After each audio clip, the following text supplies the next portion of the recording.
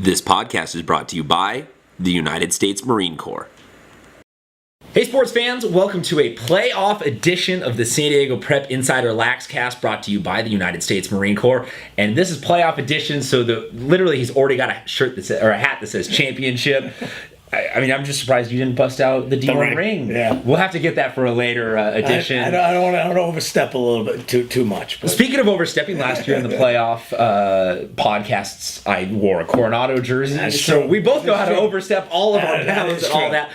For the first round, though, the playoff podcast, we really just try to still cover everybody before we make too bombastic of a hot take and make fools out of ourselves.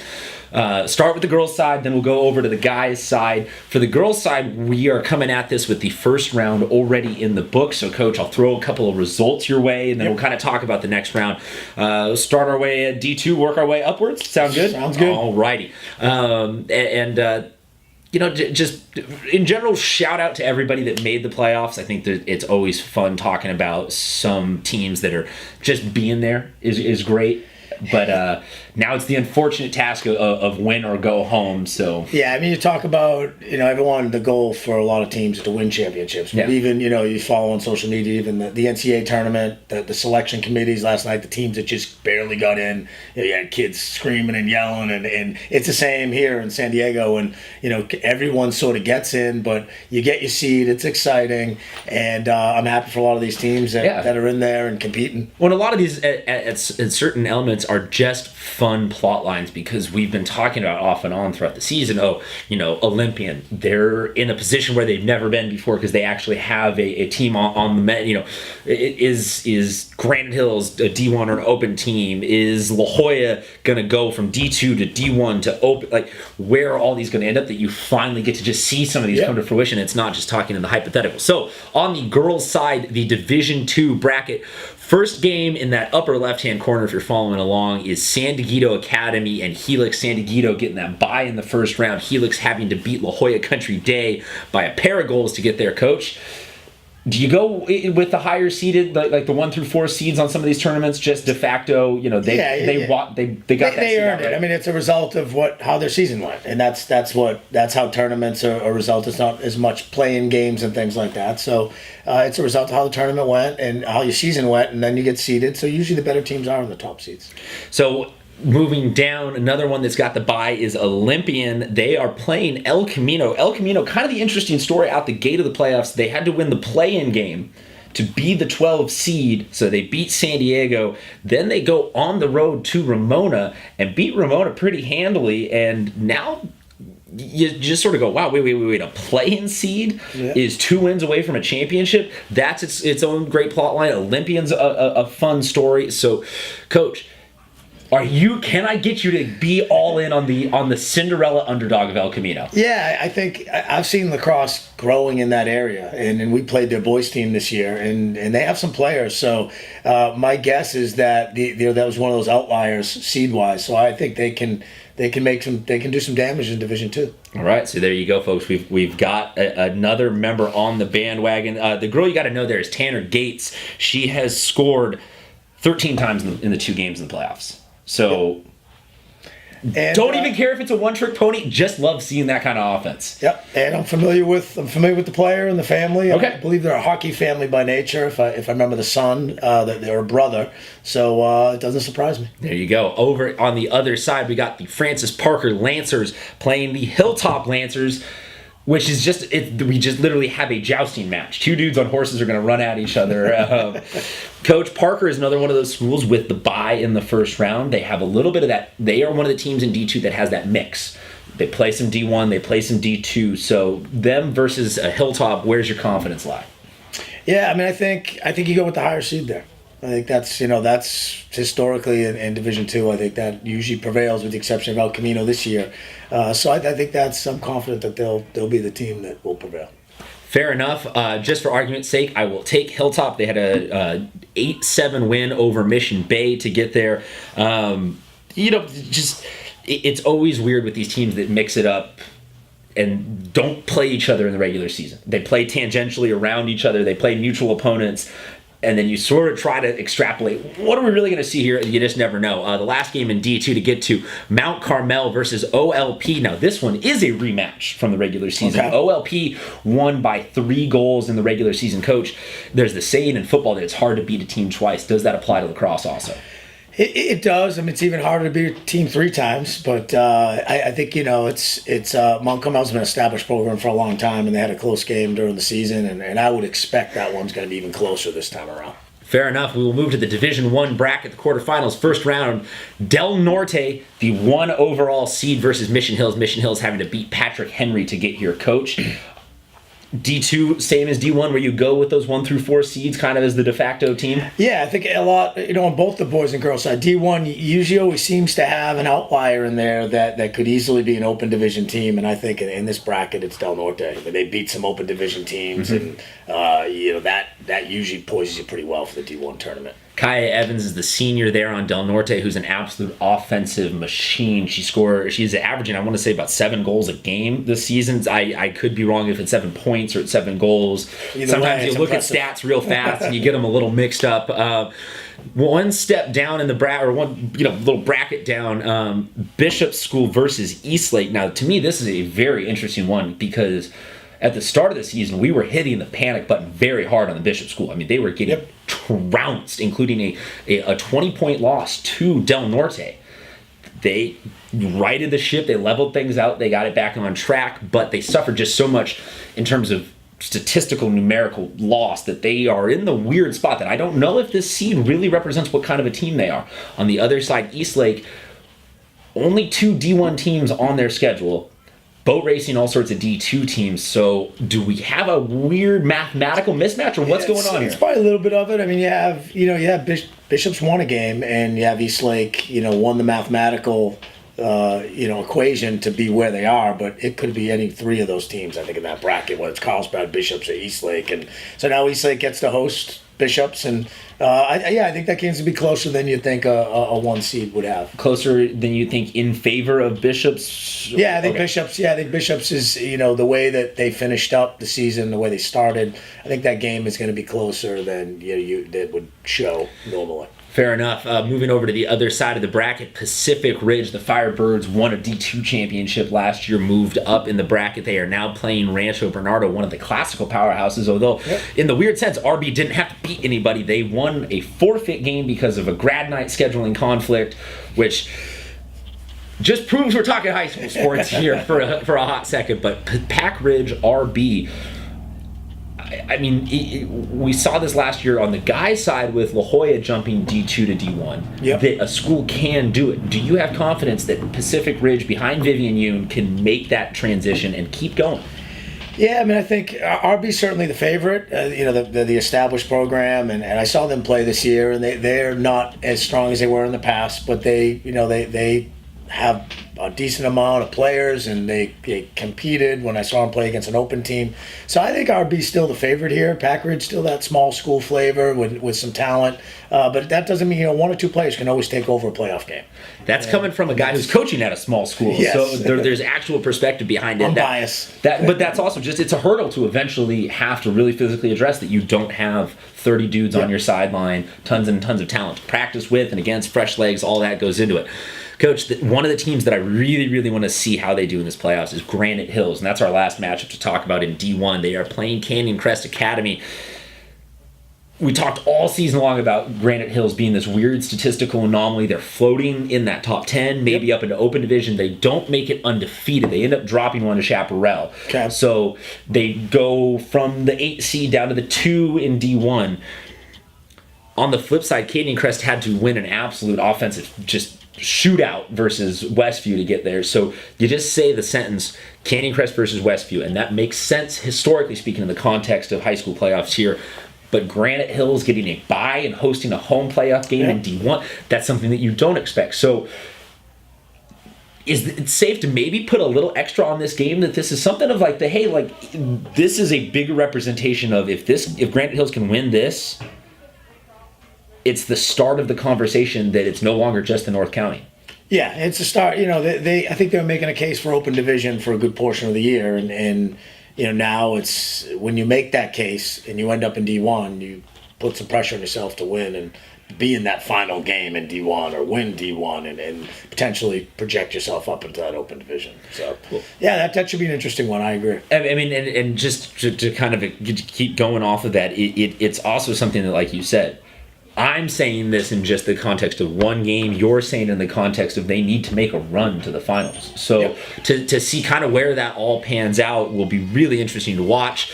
On to the open division bracket, the best of the best, the biggest and baddest. Not necessarily any new names in this conversation, but some fun stories about how we got there. In the first round, Torrey Pines beats up on Poway, somewhat to be expected. Torrey Pines, the defending open division champions. They will be taking on San Marcos, who down 7-3 to Scripps Ranch that they had lost to earlier last week. They blanked them. Scripps Ranch didn't score again the rest of the games. San Marcos goes on a hot run. San Marcos takes on Torrey Pines. On the other side of the bracket, La Jolla High takes care of Cathedral. LCC takes care of Coronado. So, Coach, let's start with that Torrey-San Marcos one. It's easy to say Torrey. Do you see any situation in which Skylar Johnson and Ella Bolin and the San Marcos Knights could make this an upset? Well, I still think Torrey's a team to beat there. I think San Marcos benefited a little bit in that Scripps game with one of Scripps' best players getting a red card, and that affected the outcome of that game. So I think that Torrey's definitely has the advantage here. And San Marcos, that said, I watched some of the highlights. San Marcos is a very up-and-coming team on the boys and the girls side. So, absolutely. I think in watching the youth programs over the years, the past 2 or 3 years, I think they're going to be a force to be reckoned with. I just don't think it's yet. Okay, fair enough. So you were putting that caveat of letting them down easy. Yes. You're telling them it will be your time eventually, but I hope I'm wrong. But hey, that's another thing is that neither of us have any vested interest in we're not trying to pitch a narrative here. We want to be proven wrong. We like the underdogs. Oh, we always like the underdogs. There's no secret to that. But I do think that there are some you got to call early, and if it's one of them, it's one of them. On the other side of the bracket, La Jolla High, who is a team that we were talking about last year as playing with house money. This year, it's time to go. They have a lot of these underclassmen who are now seniors type things that have been starting for a couple years. They have to get past LCC with some of the best individual players in Tessa Bass and Lena Savage, and I mean. Is this the de facto championship game because these two are going to, just absolutely rise to the occasion? Or are these two going to beat each other up so much that the other side, what do you make of this other matchup? Because this is not necessarily one that you could definitively call either way. No, it isn't. And this is definitely out of the two semifinal games, probably the more interesting one in the. It's the easier one to say. To pick exactly, and I mean they're both very talented teams. Yep. This is, like you said, La Jolla's returned almost everyone for the season, and it's a kind of got to happen now. Yeah, it's got to happen now, but that said, that you're down in the Final Four for these, and that's a pretty good accomplishment, especially for San Marcos and La Jolla, who haven't really been there every year. So to put themselves in a position to start doing that every year puts you in a whole different class. So I think LCC still has a little bit of advantage. Like you said, they got some talent on offense, especially, and so that'll be an interesting one to go there and match up with the 1 seed after that. I just want to give two shout outs to teams that did not make it to this point in the round, and that is to 2 players on Coronado. Camden DeMeo, standout sophomore, had a great game, and also your goalie.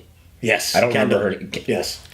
It's hard sometimes to say you give up 12 and you still had a great game. She was busy all afternoon. Yep. Absolute standout. Love seeing the goalies. Well, they were a senior heavy team this year, but they also have a very strong sophomore class, and Kendall's flip it over and get going. So Kendall's a great goalie. When you have a good goalie on the girls' side, you can be successful and it can carry you a long way. So.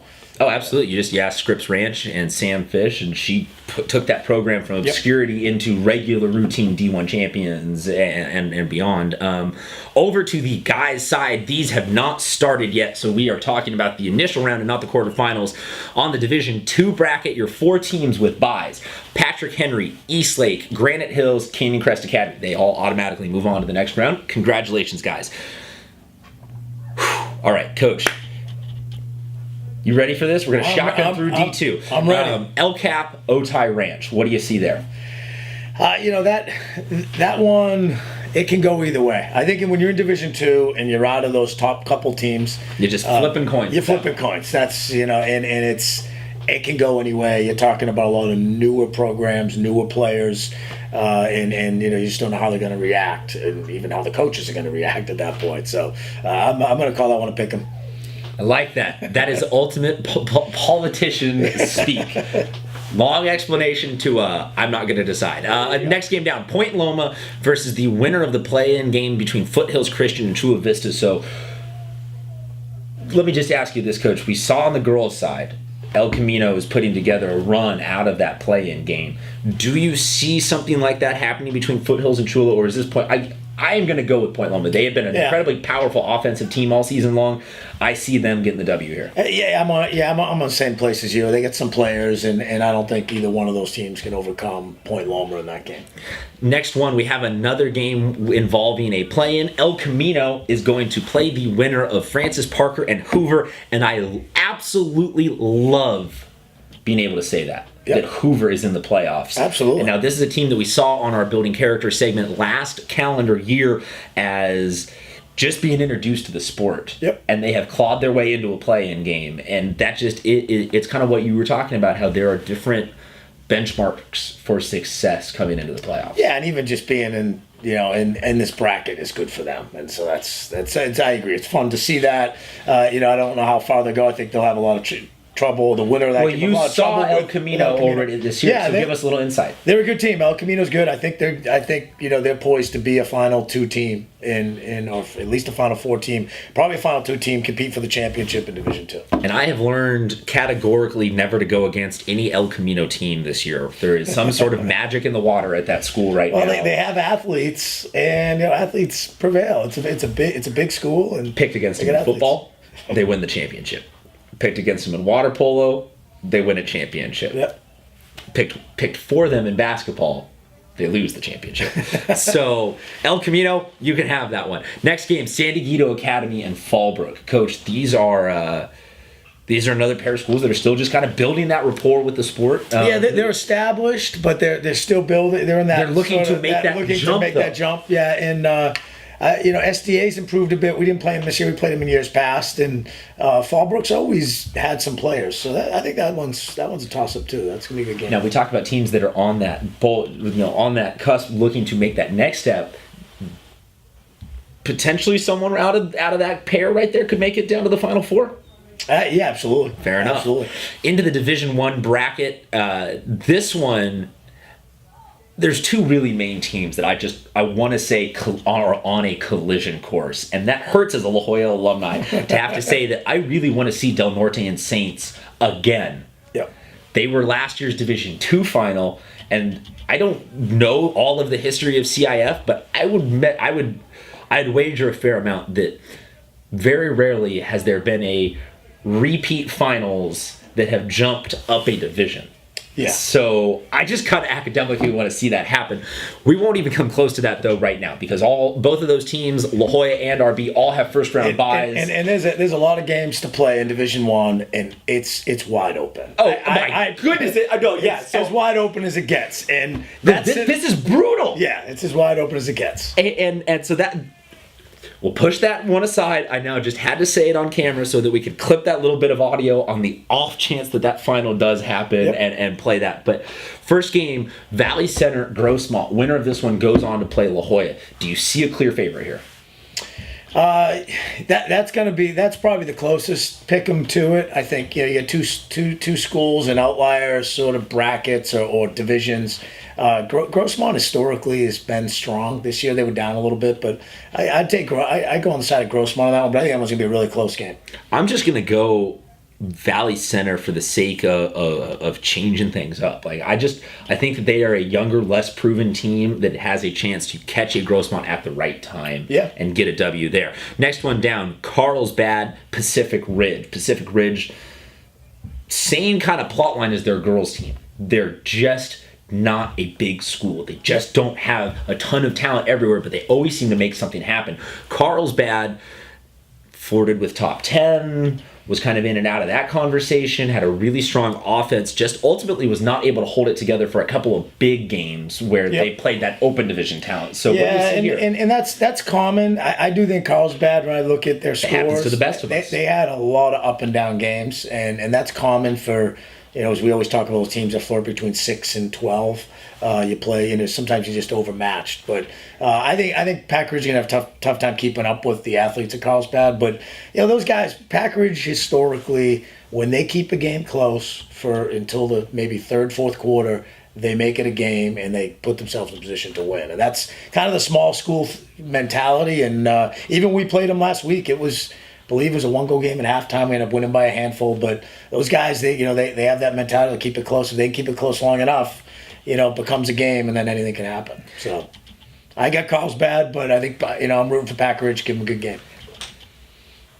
If you don't want to comment on this next one, you're more than welcome to, because you literally have that, or I can cover that on your chest. Santa Fe Christian, they're going to be taking on Mount Carmel. Now, Coach, I won't go pick them. Just give us 20 seconds on what you think sports fans out there can expect out of this game. Well, I think Mount Carmel, we played them last year and had a really good game. It was really physical. They were tough. This year, they're coming to our place. We played at their place last year.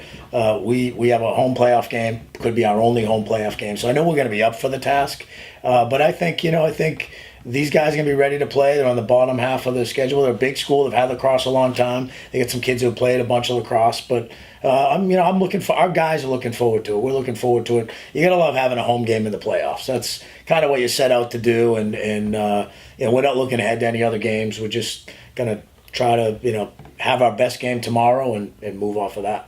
Fair enough. And I do want you to know that my Saints Del Norte thing was not in any specific way I want to see you lose to Saints. I just was making an academic argument, not trying to have you fight me out in the parking lot. La Jolla Country Day Scripps Ranch is the last one to talk about here. The winner of this one takes on Rancho Bernardo.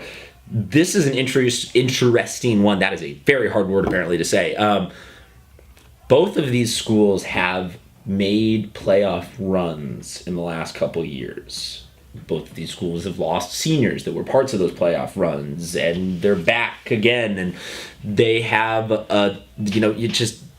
when you have two teams that have experience, but they have to face each other in that first round, it seems to me like that's a fun recipe for a great first round. I'd say. I look at that bracket, and that's a fun bracket because I think there's three teams there that could all beat each other at any given time. La Jolla Country Day would be the lowest of the seeds, but Scripps is capable of beating anyone in Division One. They could potentially win Division One. Yeah. So it's and they're a fairly low seed. So to our point about things being wide open, that bracket even specifically, La Jolla Country Day is never an easy team to play. We play them every year twice, and it's not a cakewalk. They play hard. They get some kids, some athletes, and they coach well. So and if Scripps comes to play, I think Scripps wins that game and goes on. And Rancho Bernardo and Scripps will be a great game. But Scripps has been known to, like I said with Carlsbad, they've been known to take plays off and over the years, and that's quite frankly that's how we beat them a couple years ago. They didn't play well at times, and we took advantage of it. So that game with Diviak, oh my goodness, I just thought about that for the first time in a while versus Scripps. That was right 400 feet behind us.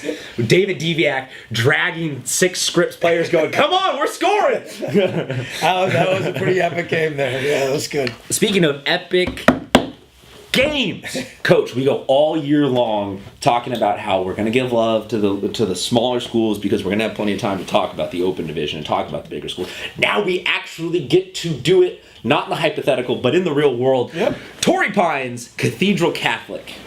Well, that's the very first matchup we get to talk about, and that is insane. Yeah, and I think Cathedral's been, everyone consider Cathedral being down this year.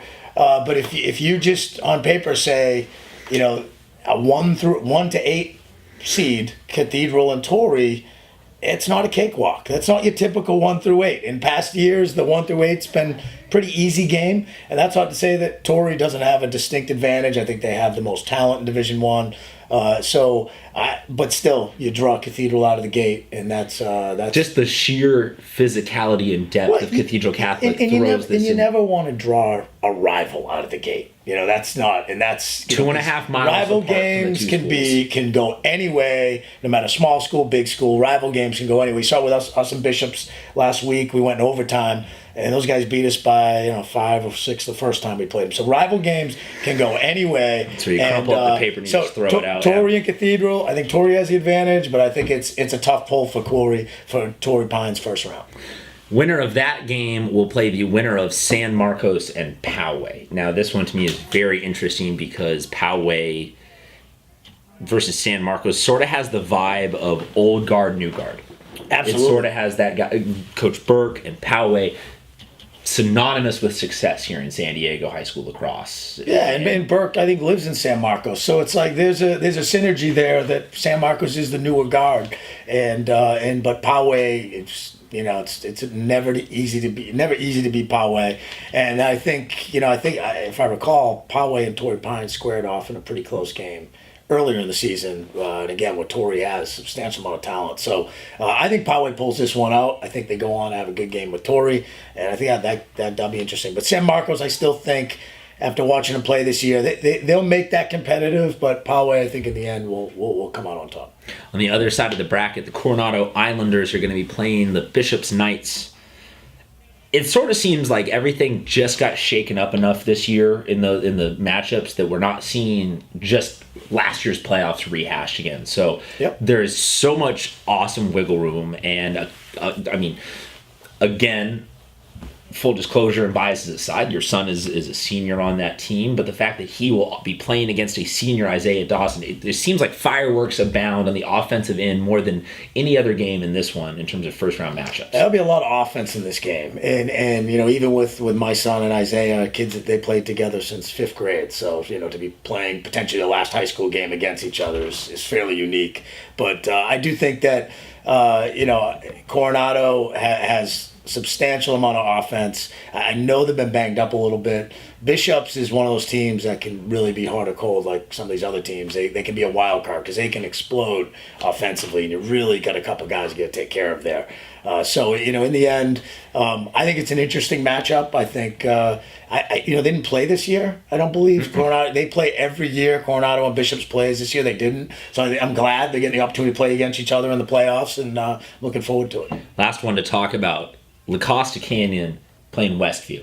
LCC is the defending Open Division champions, so you certainly give some air of a little tip of the cap to that as part of this. Westview is the team that I have been kind of hoping would get into Open Division all season long, because I truly believe that these are some goons that can come in and break things up and really challenge the context of old guard, new guard. Yeah, and Westview, congratulations to Coach Bauer. This is, I think, the highest they've been seeded in a couple years. Absolutely. And, the 7th seed. And it isn't an easy task. We were in that spot last year, and we drew Lacrosse Canyon in the 7th You were literally in that spot. Yeah. And we actually talked a little bit about that, and I congratulate him for being where he's at. But they've done a really good job this year. If you look at their scores and the way they played defensively, and they had a major injury back there on the defensive side that they've overcome, and they've done a really good job this year, and to be in the Open and competing. I'm glad they're not in the Division One, to be honest. So leave them in the Open, and I think you have two good coaches going against each other. Cooper and Bauer, both really good coaches, and Lacrosse has a distinct offensive talent advantage, but Westview plays good defense, and when you play good defense, you can slow teams down, and you got to slow La down, or it's going to be a long game. So, well, and part of what I'm saying about coming in to break things up is that I just always cringe when I have to somehow drag the negative parts of your experience in lacrosse up. But last year, the first round of the playoffs ended with you guys losing significantly to Lacrosse Canyon, and the Torrey Pines lacrosse team literally during the game trolling Bishops on Twitter, saying that it was rotten cheeseburger practice night. That was the disparity between 1 and 2, 7 and 8. Yeah. This year, Torrey Cathedral, Westview LCC. I'm not rooting for Westview to win a game. I'm not rooting for Cathedral. Like, we're not here, putting side action on this, like pro or con anybody. I'm just rooting for the fact that we could have an open division year where 1-8, 2-7 are decided by 2 or 3 goals in each of those games. And to me, that just takes a stick of dynamite. And I'm gonna say it space. That's what we want, right? I know from my perspective as a team that flirts between 6 and 15 or 6 and 12, we want that. We don't want to go in and be the 7th seed and lose by 10. And so I do think things are starting to balance out. I think after this year, especially, the talent display